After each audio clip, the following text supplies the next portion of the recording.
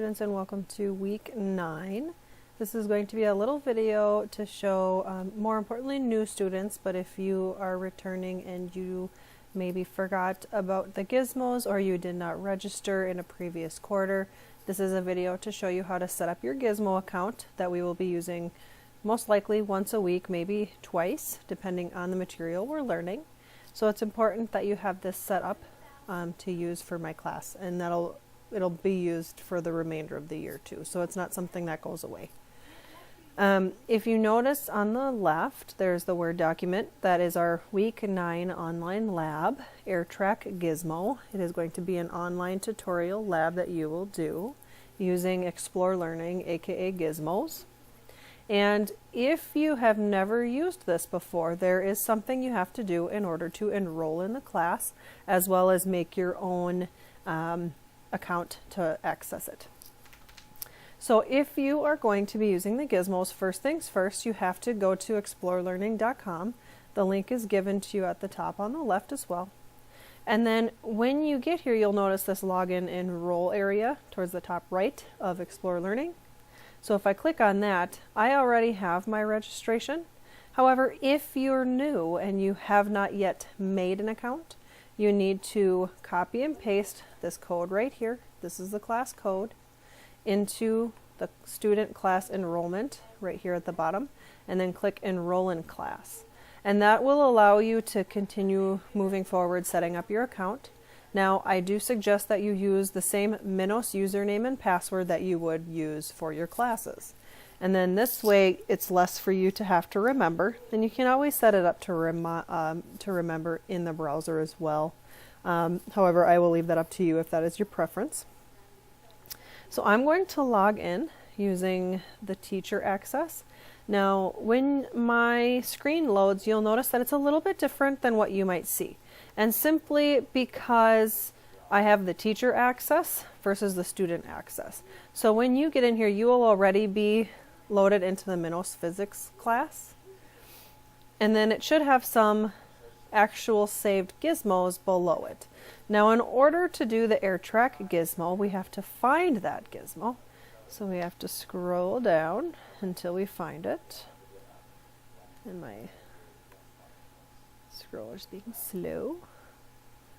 So you look for the title AirTrack Gizmo. So I'm not seeing it on here. And if I added it, it might be added somewhere else. Otherwise, if you notice that you can't find something in the class, you can always search for it as well. So I'm going to search AirTrack.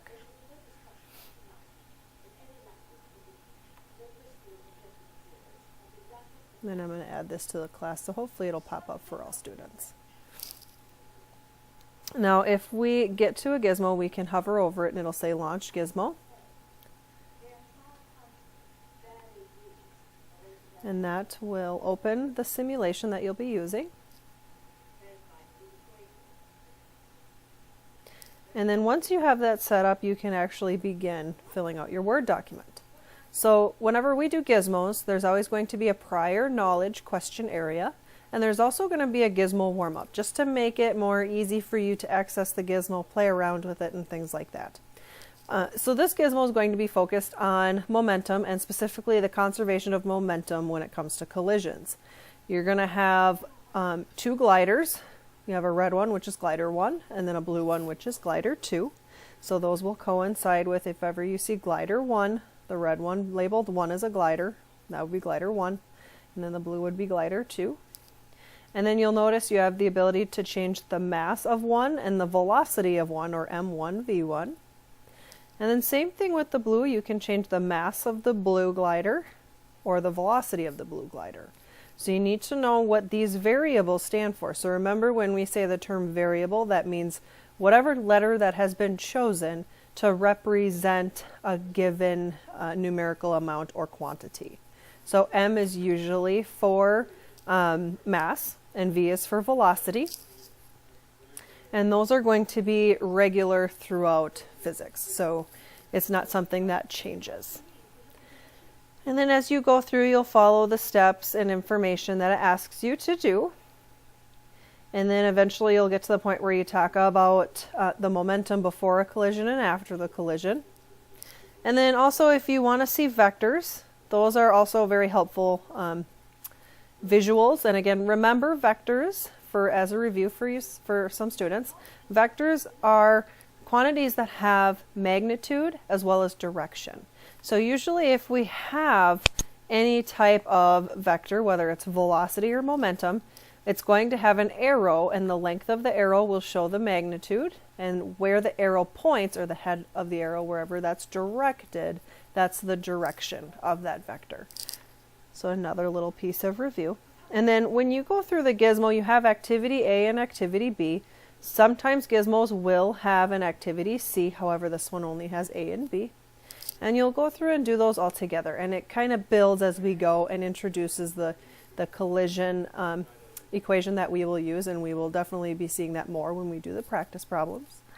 So the goal is to fill out this lab and do as best you can. Now, just a hint of advice, again, I would write down your information.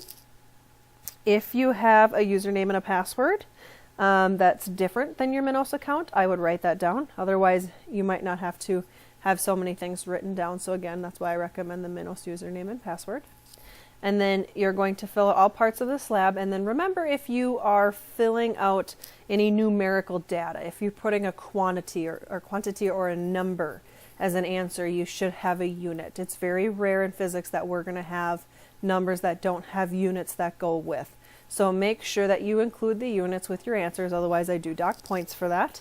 And then as always, if you find yourself stuck or you need help, remember to email me. You can also meet with me and collaborate during my office hours, or you can text me. All my information is under the Contact Your Teacher part of the class in the left-hand menu right here.